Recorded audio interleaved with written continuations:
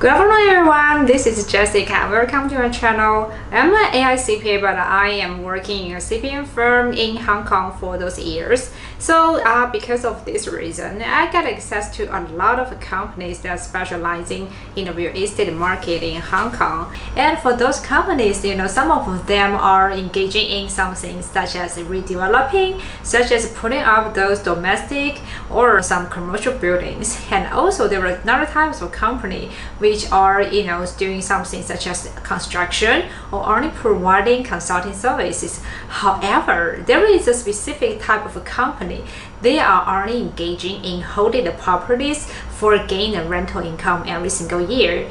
And I can totally understand why they are doing this. Isn't it just because when you have some spare cash and we have no idea what kind of investment subject you want to invest in?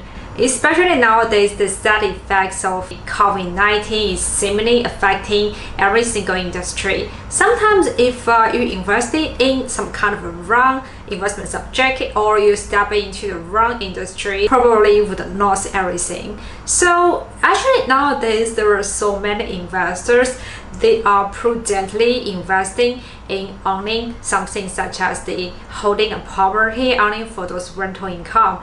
Actually, this kind of passive income for you every single year means that you don't need to spend extra efforts for you to engage in daily operations. In addition to the continuous rental income every single year, you can also have a chance to gain value appreciation and capital gain. But you probably would wonder whether it is a lucrative investment for you to invest in the Hong Kong property. So let's give just a brief introduction about the Hong Kong market right now. Holding a property in Hong Kong could be able to get around 2.5 annual return every single year. I get the data from an official report is provided by the rating and valuation department. In this report, they just show the average rent and prices for different types of properties, including the private domestic, the private office, the private retail, the private landlord, and also includes the price and rents in different areas. For example, such as in Hong Kong Island, that is where the most of those office and skyscrapers and high-rise buildings located in. And also the Kowloon district, that is where the most of those commercial areas would locate, and also the high-speed railway station locate. And also there is a new territory as well. The prices and the rental can be slightly different in the three areas I mentioned earlier. Well, let me take a private domestic as an example. So if I am buyer, I'm buying a 50 square meters private domestic in Kowloon district. How much will it cost and what is the expected monthly rental income for me? So the thing is that if I buy apartment, based on the report, we can see that the price of property will be like the 8 million Hong Kong dollar. That is also approximately 1 million US dollar. And if I own the property and rent it out, I could be able to get around 70,000 Hong Kong dollar per month. This equal to roughly 2,000 US dollars. And if we consider about the rental yield, well, we can see that in Hong Kong the rental yield is around 2.5% annually. Well, I have to say that the rental yield is not very impressive as we compare to rental yield in other big cities, for example in New York City, in London. I got access to another data source presented by a website called Global Property Guide. In this website, this lists all those rental incomes in different big companies around the world. And let's say that, for example, in New York City, the rental yield can be 2.91%, and in UK, the rental yield can be 2.76%. And in Tokyo, we can see that the rental yield can be like 2.66%. And Hong Kong is way lower. It's like 2.35%. I think the number presented by this website is similar to my calculation, that is 2.5%. In Hong Kong, the rental yield is slightly lower than another big cities, does it mean that holding a property in Hong Kong is not a good investment? So in the next section, I just want us to discuss another type of information just to give a big picture about whether it is a good choice for you to invest in Hong Kong.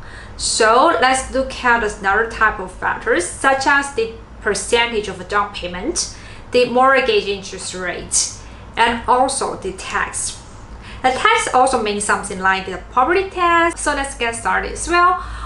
We can see that sometimes if you wanted to buy apartment, definitely wants to lend some money from the bank. You definitely don't want to use all of your spare money into the one property. So sometimes you want to lend money from bank, you have to pay the mortgage interest to the bank. The mortgage interest can be pretty high. This would definitely increase your cost if you want to own a property. So let's say that in Hong Kong, so what is the mortgage interest rate right now? There are two types of mortgage package for you, and one is called the P plan. It's something related to prime interest rate, and there is another thing is called the H plan. HIBOR means the Hong Kong interbank offer rate. You can choose between them, and the P interest rate is like a fixed rate. The H plan interest rate is like a floating interest rate. No matter which part you wanted to choose, the interest rate is approximately similar. So let's just look at mortgage interest presented by different banks, majorly in HSBC or in Bank of China or in Hang Seng Bank. You can see that the prime interest rate will be like 2.5%. And in H plan interest rate is like the HIBOR plus 1.3%. If we want us to talk about the H plan or P plan, this is another story. So briefly, let's take its prime interest rate as a good example. What it shows that if you want to buy apartment in Hong Kong, you have us to pay the mortgage interest rate like 0.5% every year. What is the mortgage interest rate in United States or in any other cities or countries? Unexpectedly, I always feel that in United States, the mortgage interest rate is not pretty high. However, today I checked the website. I was so surprised at how high it can be. As we can see, another type of website here. It is called globaleconomy.com. So we can see that in United States, probably 1 year ago, the mortgage interest rate was only about 2.65%. It is acceptable.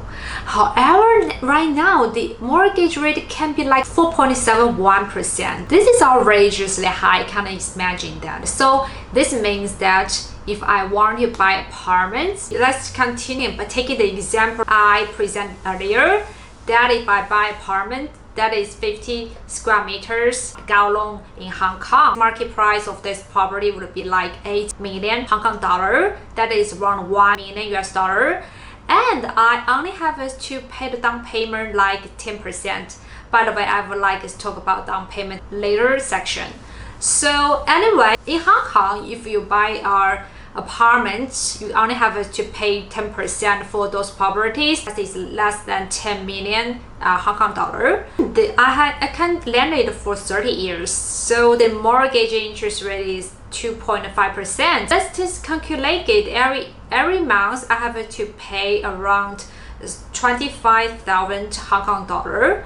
However, since in the United States, the mortgage rate can be like 4.71%. This means that every month I have to pay 33,000 Hong Kong dollars. So that is outrageously expensive. I don't think I can afford that. If I can get apartments in the United States and I can gain slightly higher annual rental yield. However, based on the fact that I have to pay such a high mortgage interest expense, at least it is not a really good time for you to buy property right now in the United States, given the fact that the mortgage interest rate is pretty high. Let's talk about the down payment as well. And I remember just mentioned earlier that in Hong Kong, the down payment can be like 10% of the price size of the property if you only buy the property that is less than 10 million Hong Kong dollars. And in United States, I think the down payment is also pretty low. I think the down payment is like 10% or so as well. So to say that the average down payment in the United States is equal to 6% of the borrower's loan value. So I think it is similar to Hong Kong. However, there is another really important thing we have to discuss is the property tax. And in the United States, there is something called property. Effective property tax in the United States is like 1.1% of the average home value. However, it varies in different states. Let's list property rating states that probably you would concern about. For example, in California, average property tax you would pay would be like 0.74%. In Washington, the property tax would be like 0.92%. And in Massachusetts, the property tax can be slightly higher, can be approximately 1.15% as well. And in New York City, the property tax can be like 1.4%. That is pretty high. I mean that every year you have to pay.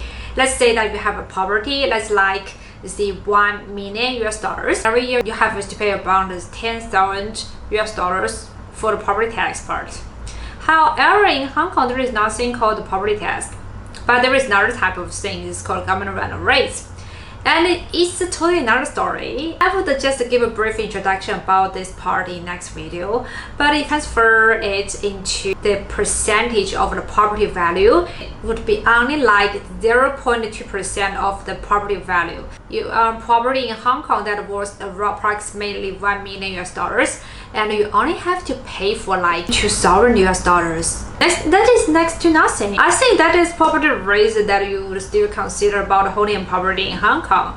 At least I mean that the specific types of property tax, and there are another types of maybe the maintenance, the repayment fees, and also some outgoing, let's say your day-to-day expense would be slightly lower than you holding a property maybe in United States or in any other places around the world. Probably it is easier for you to buy apartment because the down payment, the mortgage interest rates are all pretty low, are slightly lower than other cities, than other countries as well. So I think right now, at least right now, this is not a bad choice for you to hold a property in Hong Kong. And there are some people who would ask me about whether you want us to buy something in Hong Kong and want to hold it, you want to buy it by yourself, you want to put it into your company.